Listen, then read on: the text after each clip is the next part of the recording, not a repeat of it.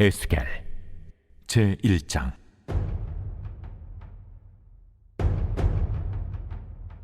서른째 해 넷째 달 초닷새에 내가 그발강가 사로잡힌 자 중에 있을 때에 하늘이 열리며 하나님의 모습이 내게 보이니,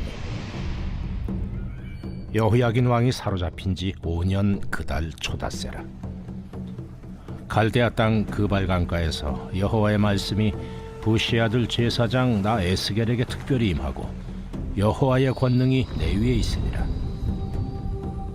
내가 보니 북쪽에서부터 폭풍과 큰 구름이 오는데 그 속에서 불이 번쩍번쩍하여 빛이 그 사방에 비치며 그 불 가운데 단쇠 같은 것이 나타나 보이고 그 속에서 네 생물의 형상이 나타나는데 그들의 모양이 이러하니 그들에게 사람의 형상이 있더라.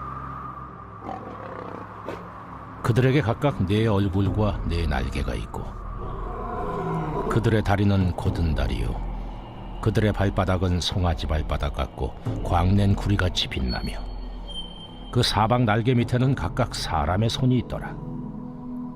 그 네 생물의 얼굴과 날개가 이러하니 날개는 다 서로 연하였으며 갈 때에는 돌이키지 아니하고 일제히 앞으로 곧게 행하며 그 얼굴들의 모양은 넷의 앞은 사람의 얼굴이요 넷의 오른쪽은 사자의 얼굴이요 넷의 왼쪽은 소의 얼굴이요 넷의 뒤는 독수리의 얼굴이니 그 얼굴은 그러하며 그 날개는 들어 펴서 각기 둘씩 서로 연하였고 또 둘은 몸을 가렸으며 영이 어떤 쪽으로 가면 그 생물들도 그대로 가되 돌이키지 아니하고 일제히 앞으로 곧게 행하며 또 생물들의 모양은 타는 숯불과 횃불 모양 같은데 그 불이 그 생물 사이에서 오르락 내리락 하며 그 불은 광채가 있고 그 가운데에서는 번개가 나며 그 생물들은 번개 모양같이 왕래하더라.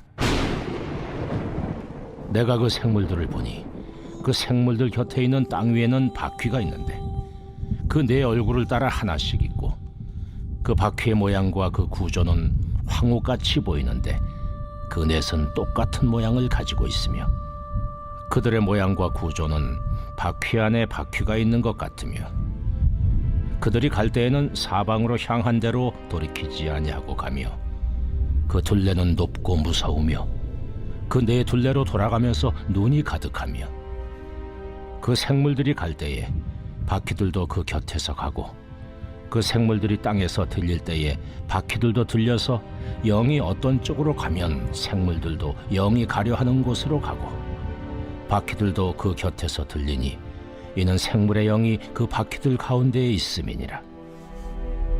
그들이 가면 이들도 가고 그들이 서면 이들도 서고 그들이 땅에서 들릴 때에는 이들도 그 곁에서 들리니 이는 생물의 영이 그 바퀴들 가운데에 있음이더라. 그 생물의 머리 위에는 수정 같은 궁창의 형상이 있어 보기에 두려운데 그들의 머리 위에 펼쳐져 있고 그 궁창 밑에 생물들의 날개가 서로 향하여 펴 있는데 이 생물은 두 날개로 몸을 가렸고 저 생물도 두 날개로 몸을 가렸더라. 생물들이 갈 때에 내가 그 날개 소리를 들으니 많은 물소리와도 같으며 전능자의 음성과도 같으며 떠드는 소리 곧 군대의 소리와도 같더니 그 생물이 설 때에 그 날개를 내렸더라. 그 머리 위에 있는 궁창 위에서부터 음성이 나더라. 그 생물이 설 때에 그 날개를 내렸더라. 그 머리 위에 있는 궁창 위에 보좌의 형상이 있는데 그 모양이 남보석 같고 그 보좌의 형상 위에 한 형상이 있어 사람의 모양 같더라. 내가 보니 그 허리 위의 모양은 단쇠 같아서 그 속과 주위가 불 같고 내가 보니 그 허리 아래의 모양도 불 같아서 사방으로 광채가 나며 그 사방 광채의 모양은 비 오는 날 구름에 있는 무지개 같으니 이는 여호와의 영광의 형상의 모양이라. 내가 보고 엎드려 말씀하시는 이의 음성을 들으니라.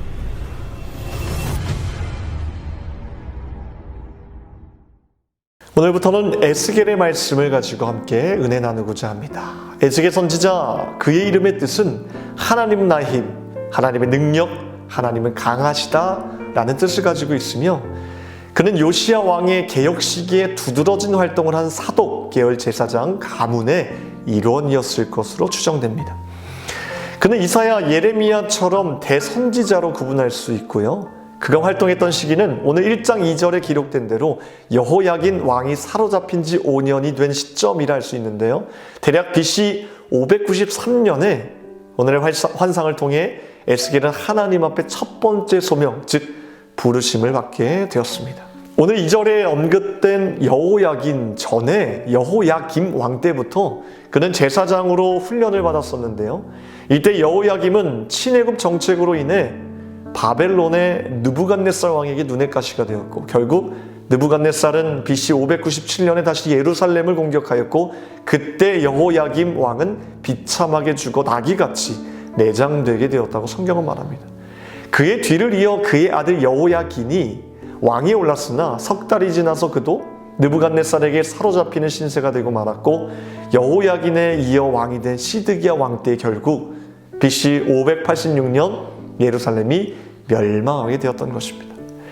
에스겔이 처한 상황은 희망이 없는 절망의 감옥, 절망의 늪에 빠져 있었다고 말할 수 있는데요. 에스겔 개인적인 상황도 간과할 수 없는 것은 나라를 잃었을 때 사랑하는 아내도 함께 잃어버렸기 때문입니다. 이것이 오늘 에스겔 선지자가 처한 상황입니다. 그는 돌아갈 조국도 고향도 잃어버렸습니다. 사랑하던 아내도 그의 곁을 떠났습니다. 제사장의 가문에서 태어났지만 섬겨야 할 성전이 불타 없어지고 말았습니다. 그에게는 아무 희망이 없었습니다. 죽음 외에는 아무것도 기대할 것이 없었습니다. 그럼에도 우리는 에스겔의 이 모든 상황을 뚫고 자신의 일을 이루시는 하나님을 발견할 수 있습니다. 나중에 보시면 알겠지만 에스겔이 처한 민족적 개인적인 절망의 상황 속에서도 나의 일하심을 끊을 자가 없고 내가 회복하면 막을 자가 없다는 것을 마른 뼈 해골골짜기를 통해서 나타내 보이셨습니다. 그곳에서 하나님께서 에스겔에게 하셨던 질문이 혹시 기억나십니까? 인자야, 이 뼈들이 능히 살겠느냐? 이 뼈들이 능히 살겠느냐?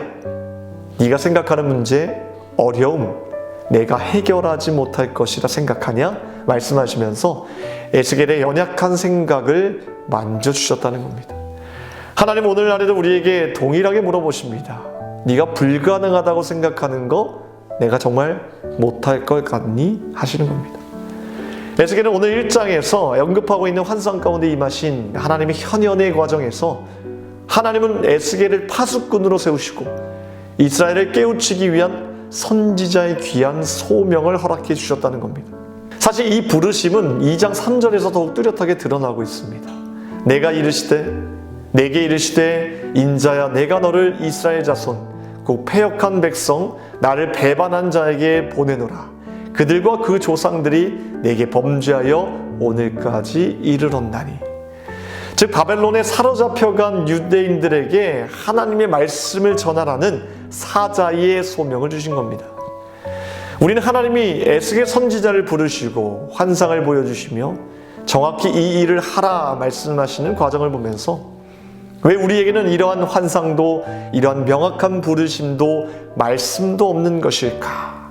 하나님의 이와 같은 부르심은 이제 더 이상 없고 멈춰진 것일까 생각할 수 있습니다만 사실 우리에게도 각자마다 부여하신 소명은 분명히 존재합니다. 문제는 소명에 관심이 없거나 관심이 있어도 잘 모르거나 또는 나의 소명이 무엇이어야 하는지에 대한 결단과 고백이 미약한 것이 문제라고 생각합니다. 만약 우리가 에스겔에게 임한 환상, 직접적인 말씀, 즉 신비로운 것에만 관심이 있고 정작 지금 당장 나에게 부여하신 그 일에 대해 조금의 관심, 조금의 노력도 하지 않는다면 이 시간 하나님께서 당장이라도 너의 소명이 무엇인지 알려주신들 무슨 소용이 있겠습니까? 우리는 먼저 소명의 개념이 무엇인지부터 정확히 알고 시작해야 합니다. 첫째, 소명은 단순하고 분명한 의미를 갖고 있습니다. 구약 성경에서 소명, 즉 부르심으로 번역된 히브리어 단어는 우리가 일상적으로 사용하는 것과 동일한 의미를 지니고 있습니다. 시편 기자는 하나님이 들짐승과 우는 까마귀 새끼에게 먹을 것을 주시는도다라고 했을 때 NIV 성경에서는 when they call, 그들이 하나님을 부를 때, 여기에서 이 부를 때가 바로 소명이라는 의미입니다. 이 소명이라는 단어는 원래 단순하다는 것입니다. 누가 누구를 부르는 이 관계에서 시작이 된다는 것입니다. 제가 어떤 권사님께 전화를 해서 권사님 부를 때에 권사님이 귀를 잠시 동안 저에게 허락하는 것처럼 하나님은 단순히 우리의 이름을 부르시고 우리는 그 부르심의 귀를 잠시 그분께 맡겨드리는 것, 이것이 바로 소명이라는 것입니다. 이것이 분명 소명이라면 우리는 이 부르심 가운데 있다고 이야기할 수 있습니다. 둘째, 구약 성경에서의 소명은 또 다른 중요한 의미를 갖는데요. 이것은 부른다는 것은 이름을 붙인다는 의미라는 것입니다. 이름을 붙인다는 것은 참으로 놀랍고 그 사람을 빛나는 존재로 만드는 것입니다. 하나님이 창조하실 때 각각 이름을 붙이셨을 때 대충 우리 선조들처럼 개똥이, 소똥이, 영철이라고 하지 않으셨습니다. 창세기 1장에서 하나님이 빛을 낮이라 칭하시고 어두움을 방이라 칭하셨다. 즉 칭하시는 그분의 행위에는 그저 대충 이름표 붙이는 식이 아니었다는 것입니다. 가장 아름답고 가장 존귀한 존재 그 자체로 부르셨다는 겁니다. 저도 첫째 아들, 둘째 아들 이름을 지을 때 참 고민을 많이 했습니다. 하준이 하나님께서 준비해 주셨다 라고 지었고요. 둘째는 딸을 주실 줄 알고 하나님 나라, 구하나로 지었었는데 다 부질이 없게 됐죠. 둘째도 아들을 주셔서 결국에는 하나님 마음, 구하음으로 짓게 되었습니다. 하물며 우리 하나님께서 당신의 자녀들을 만드시고 여러분들 각자에게 이름을 붙이셨을 때 얼마나 섬세하게 또 귀한 의미로 붙이셨겠습니까? 셋째, 신약 성경에서 소명의 의미는 더욱 특징적인 의미를 갖게 되는데 그것은 구원과 거의 동의어입니다. 다시 말해 하나님이 그들을 부르셔서 예수님을 따르는 자들로 부르셨는데 그 부르심이 바로 구원이라는 것입니다. 여러분들은 구원 받으셨지요? 그렇다면 이미 부르심, 소명은 주어진 것입니다. 마지막 넷째, 셋째에서 즉 구원에서 더욱 확장된 의미를 갖는 것으로서 하나님의 부르심은 단순히 가벼운 제안이 아니라는 것입니다. 단순히 구원받고 끝나는 것이 아닙니다. 그 부르심이 너무나 놀랍고 그분의 소원은 너무나 강력한 명령이기 때문에 자신의 삶을 다 버리고 심지어는 부모도 버리고 심지어는 자기의 직업도 포기하고 십자가의 길을 자처하게 되는 부르심이라는 것입니다. 그래서 신약 성경에서 예수님이 자신의 제자들을 부르셨을 때에 제자들은 이 구원에만 머물러 있는 것이 아니라 평화의 사도로, 고난의 사도로, 때로는 섬김으로 어느 곳에 있든지 더 깊은 차원의 제자가 되었던 것입니다. 예수님께서 부르신 그 소명이 너무 값지고 존귀해서 주님을 위해 죽을 수도 있는 내 생명보다 더 귀한 것으로 여겨지게 된 것입니다. 결국 이 네 가지의 개념을 종합해 보자면 이 소명을 두 가지 소명으로 또 나눌 수가 있습니다. 첫째는 1차적인 소명입니다. 여기서 말하는 1차적인 소명이라 함은 우리는 예수 그리스도의 제자로 부름받았다는 것입니다. 이것은 무언가를 하라는 것이 아니라 직업이 아니라 커리어가 아니라 내가 어떤 사람이냐는 것입니다. 나를 제자로 부르셨다는 것, 이것이 바로 1차적인 소명입니다. 하나님은 우리와 교제하려고 우리를 부르셨습니다. 오스기니스는 이 1차적인 소명을 이렇게 정의했습니다. 그리스도의 제자로서 우리의 1차적인 소명은 그분에 의한, 그분을 향한, 그분을 위한 것이다. 그렇다면 2차적인 소명은 무엇입니까? 2차적인 소명은 모든 것을 다스리시는 주권적인 하나님을 기억하고 모든 사람이 모든 곳에서 모든 것에서 전적으로 그분을 위하여 생각하고 말하고 살고 행해야 한다는 것을 의미합니다. 다시 말해 우리가 무엇을 하는가, 그 무엇이 2차적인 소명이라는 겁니다. 쉽게 말씀드리면 직업이라고 말할 수 있습니다. 가정주부나 법조인 혹은 교직으로 부름받았다고 말하는 것이 이 2차적인 소명이라고 할 수 있습니다. 그러나 여기서도 중요한 키포인트는 모든 사람이 모든 곳에서 모든 것에서입니다. 우리가 무슨 일을 하는 것이 중요하지 않습니다. 구두 수선을 하든 쓰레기를 치우든 그것은 결코 중요하지 않습니다. 모든 사람이 모든 곳에서 모든 것에서 전적으로 그분을 위하여 생각하고 말하고 살고 행하는 것이 더 중요하다는 것입니다.